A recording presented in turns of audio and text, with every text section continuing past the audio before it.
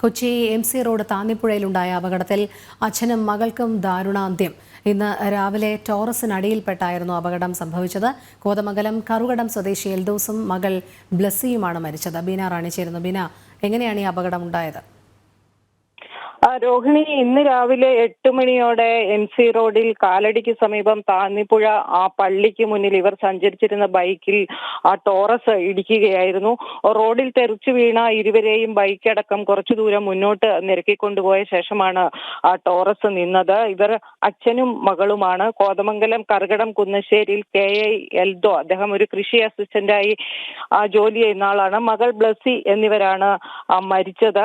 Angamaly railway സ്റ്റേഷനിലേക്കുള്ള യാത്രയിലായിരുന്നു ഇവർ. അതായത് കോയമ്പത്തൂരിൽ നഴ്സിംഗ് വിദ്യാർത്ഥിനിയായ ബ്ലസ്സിയെ റെയിൽവേ സ്റ്റേഷനിൽ നിന്നും യാത്ര അയക്കാനായിട്ട് വീട്ടിൽ നിന്ന് പുറപ്പെട്ടതാണ് ഇരുവരും. എന്തായാലും കാലടി സമീപം താന്നിപ്പുഴ പള്ളിക്ക് മുന്നിൽ വെച്ച് ഒരു വാഹനാപകടം സംഭവിക്കുകയായിരുന്നു. അതിലാണ് ഇവർക്ക് ജീവൻ നഷ്ടമാകുന്നത്. ഇതിൽ വളരെ പ്രധാനപ്പെട്ട ഒരു കാര്യം, ആ മേഖലയിൽ റോഡപകടങ്ങൾ, വാഹനാപകടങ്ങൾ സ്ഥിരമായി സംഭവിക്കുന്ന ഒന്നാണെന്ന് നാട്ടുകാരിൽ പലരും പലവട്ടം പരാതി ഉയർത്തിയിരുന്നു. എന്നാൽ ഇത് സംബന്ധിച്ച് നടപടി ഒന്നും ഉണ്ടായിരുന്നില്ല. ഇതിന് 2 ദിവസം മുമ്പ് കുറച്ചു മാറി പെരുമ്പാവൂരിന് സമീപം ഇതുപോലെ വാഹനാപകടത്തിൽ ഒരു ജീവൻ നഷ്ടമായിരുന്നു. ഇത്തരത്തിൽ നിരന്തരം വാഹനാപകടങ്ങൾ സംഭവിക്കുന്ന ഒരു മേഖല കൂടിയാണ് അത്. എന്തായാലും ടിപ്പർ ഡ്രൈവർ പോലീസ് കസ്റ്റഡിയിൽ എടുത്തിട്ടുണ്ട്. അതുമായി ബന്ധപ്പെട്ട കൂടുതൽ അന്വേഷണങ്ങൾ നടന്നു വരികയാണ്.